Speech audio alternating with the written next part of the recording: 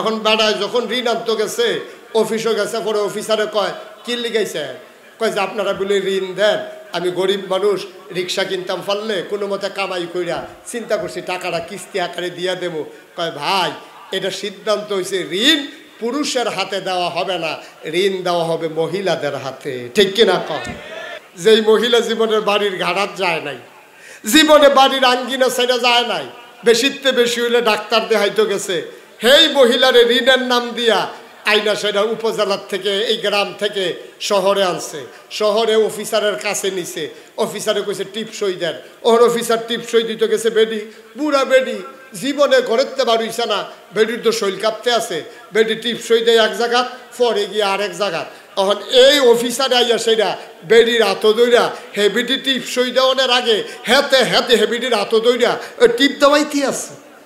এই মহিলার পর্দা শেষ, ওই শিয়ালে ফার্ম দিছে মুরগিরে। এই বাংলাদেশকে একটা দারিদ্র পীড়িত দেশ পেয়ে পশ্চিমা বিশ্বের যারা অর্থনীতিবিদ তারা গবেষণা করে দেখেছে তাদের দেশের ভিতরে দাম্পত্য জীবন নাই, পারিবারিক বন্ধন নাই, তাদের সংসারগুলো 15 দিন 20 দিন 1 মাস 6 মাসের বেশি টিকে না। তারা গবেষণা শুরু করে দিল মুসলমানের দেশে 30 বছর বয়সে বিয়ে হয়েছে, বেড়ার বয়স 70, বেডির বয়স হয়েছে 60, 40 বছর ধরে সংসার করতে আছে তারা, কিন্তু তাদের সংসার ভাঙে না। আর আমরা 15 দিন 20 দিন লাস্টিং করে না, কারবারটা কি? গবেষণা কইরা তারা চিন্তা করে দেখলো একটাই কারণ, তার নাম ইসলাম। সুবহানাল্লাহ বলবেন না? কারণ এই বাংলাদেশের পুরুষগুলো মহিলাগুলা তারা বিবাহ বহির্ভূত সম্পর্ককে যেমন ঘৃণা করে, পাশাপাশি তারা বিশ্বাস করে আমার ভাগ্যে যাকে রেখেছে এটা কালো হোক আর ধলা হোক, খাটো হোক আর লম্বা হোক, এটাই আমার স্বামী, তিনি সুন্দর হোক আর কুৎসিত হোক, দাঁতগুলো পরিপাটি হোক আর ওঁচা নিচা হোক, তিনিই যেহেতু আমার স্বামী, তাকে নিয়ে আমার সংসার করা লাগবে। এই মহিলা পর্দা ছাড়া ঘরের বাইরে যায় না, বাড়ির আঙ্গিনায় যায় না। এখন ওরা ওই পশ্চিমা বিশ্বের যারা ফ্রি মিক্সিংয়ে বিশ্বাসী, যারা মানুষগুলোকে ধ্বংস করে দিতে চায়, মুসলমান জনপদকে ধ্বংস করে দিতে চায়, তারা চিন্তা করে দেখলো আমাদের মেয়েরা সংসার করতে পারে না, কারণ তারা অসংখ্য পুরুষের সাথে মিশে, আর বাংলাদেশের মেয়েরা সংসার করতে পারে এই জন্য যেহেতু তারা একজন স্বামী পাইলে আলহামদুলিল্লাহ বলে বিশ্বাস করে নেয়, এটা তারা ইসলামের একটা বিধান মনে করে। এই কারণে বাংলাদেশে সংসারগুলো ভাঙে না। তারা চিন্তা করলো কেমন করে ভাঙন সৃষ্টি করা যায়, এই চিন্তা করে তারা তাদের বুদ্ধিমতো ওই যে আমরা গরিব, আমাদেরকে ধনী বানানোর লোভ দেখাইয়া তারা বিভিন্ন এনজিওর মাধ্যমে আমাদের দেশে পরিকল্পনা নিল, আমাদেরকে পুনর্বাসন করবে, আমাদের গরিব মানুষকে ধনী বানাবে, আমাদের যারা খেটে খাওয়া মানুষ তাদের সচ্ছল বানাবে। এই কথা বলে বিভিন্ন এনজিও ব্যাপক প্রচারণা শুরু করলো, কম সুদে সহজ শর্তে আমাদেরকে ঋণ দেওয়া হবে। এখন বেড়ায় যখন ঋণ আনতে গেছে, অফিসও গেছে, পরে অফিসারে কয় কি লিখাইছে, কয় যে আপনারা বলে ঋণ দেন, আমি গরিব মানুষ, রিক্সা কিনতাম পারলে কোনো মতে কামাই কইরা চিন্তা করছি টাকাটা কিস্তি আকারে দিয়া দেবো। কয় ভাই এটা সিদ্ধান্ত হয়েছে ঋণ পুরুষের হাতে দেওয়া হবে না, ঋণ দেওয়া হবে মহিলাদের হাতে, ঠিক কিনা কয়? প্রতিটা এনজিও ইউনিয়ন পর্যায়ে, উপজেলা পর্যায়ে ঋণগুলো দেয় আপনার মহিলাদের হাতে। যেই মহিলা জীবনের বাড়ির ঘাড়াত যায় নাই, জীবনে বাড়ির আঙ্গিনা সেটা যায় নাই, বেশিতে বেশি হইলে ডাক্তার দেখাইতে গেছে, হেই মহিলারে ঋণের নাম দিয়া আইনা সেটা উপজেলার থেকে এই গ্রাম থেকে শহরে আনছে, শহরে অফিসারের কাছে নিছে, অফিসারে কইছে টিপসই দেন, ওর অফিসার টিপসই দিতে গেছে বেডি, বুড়া বেডি, জীবনে ঘরেতে বাড়িছে না, বেডির তো শৈল কাঁপতে আছে, বেডি টিপসই দেয় এক জায়গা, পরে গিয়ে আরেক জায়গা। তখন এই অফিসারে আইয়া সেটা বেডির হাত দইরা হেবিটি টিপসই দেওয়ানোর আগে হেতে হেতে হেবিটির হাত দইরা ওই টিপ দেওয়াইতে আছে, ঠিক কিনা কও? কথা কেনা ঠিক কিনা?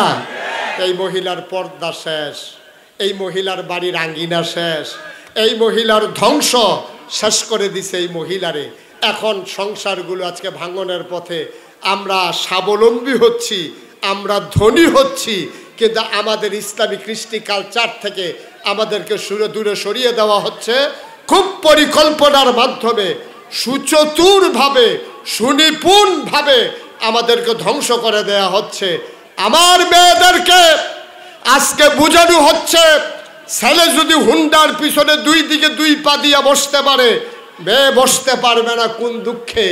ছেলে যদি সন্ধ্যার পরে হলের বাইরে থাকতে পারে, মেয়ে পারবে না কোন দুঃখে।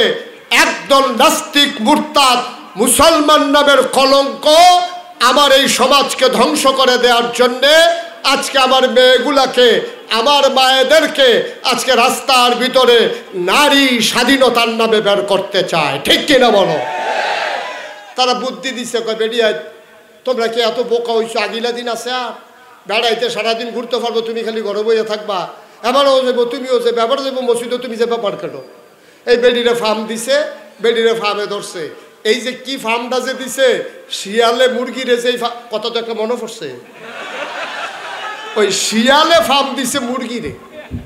মুরগির আরে শিয়াল কইতাছে, এই আমরা দি সারা রাত রাস্তায় রাস্তায় ঘুরি, তোরা গিয়ে আতালো ডুহস কীর্তি, তোরাও রাস্তায় রাস্তায় ঘুরবি। তো মুরগিরা চিন্তা করলো, কথা তো ঠিক, শিয়াল যদি রাস্তায় রাস্তায় ঘুরতে পারে তা আমরা পারি না। এখন মুরগিরা সবাই মিলে মিছিল বের করছে, মুরগির স্বাধীনতা চাই, আমরা খোয়ারের ভিতরে আবদ্ধ থাকতে চাই না, আমরা রাজপথে ঘুরতে চাই। এখন শিয়াল বগল দাবা করতে আছে, বগল বাজাইতে আছে, এই তো কারবার ঘটে গেছে। এখন মুরগি যদি সন্ধ্যার পরে ওই খোয়ারের ভিতরে না যায়, এটা কি মুরগির লাভ না শিয়ালের লাভ? কথা এই তো বুঝে গেছেন মাশাআল্লাহ। আরে শিক্ষিত মানুষে তো সবাই দেখি, হ্যাঁ সচেতন মানুষের কাছে ওয়াজ করে মজা আছে, মারহাবা বলবেন না? তো শিয়ালে বুদ্ধি দিছে মুরগিরে, তো সময় তোমরা জীবনও ঘরের ভিতরে ঢুকবা না, সবসময় বাইরে বাইরে ঘুরবা। তো মুরগি তো মনে করছে আমার পক্ষে, এটা কি আসলে পক্ষে না বিপক্ষে? তো মুরগির স্বাধীনতার স্বাদ পাইয়া মিছিল যখন বাইর করছে, এখন শিয়াল সব মুসকি মুসকি হাসে। এখন আর আতাল ভাঙ্গা, তালা ভাঙ্গা, ফিডা খাইয়া তারপরে মুরগি ধরা লাগবে না। মুরগি তো আইয়া ডাকতে আসে, আসেন আমারই ধরেন।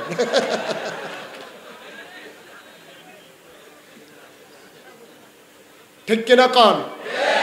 এখন শিয়াল মুরগির পক্ষে যখন বিবৃতি দেয়, তখন বুঝতে হবে কুসকুস কালা হয়। ঠিক কিনা কন? এই বাংলাদেশের বুদ্ধিজীবী নামের কলঙ্ক, সুশীলের নামের কলঙ্ক, আধুনিকতার নাম দিয়া যারা আমার মেয়েদের পক্ষে বিবৃতি দিয়া আমার মেয়েদেরকে পর্দা ছাড়া করতে চায়, তারা আমার মেয়েকে ভোগ করতে চায়। ঠিক কিনা বলো? তারা আমার মেয়েদেরকে স্বাধীনতার নামে, তারা আমার মেয়েদেরকে দুনিয়ার সর্বশেষ তার সর্বোচ্চ সম্মানটুকু তারা কেড়ে নিতে চায়। শিয়াল যেমন মুরগি ধরে ধরে খেতে চায়, আমার দেশের বুদ্ধিজীবী নামের যারা কলঙ্ক, তারা ওই মেয়েদেরকে ঘর থেকে বের করে তাদের ভোগের সামগ্রী বানাতে চায়। ঠিক কিনা বলো?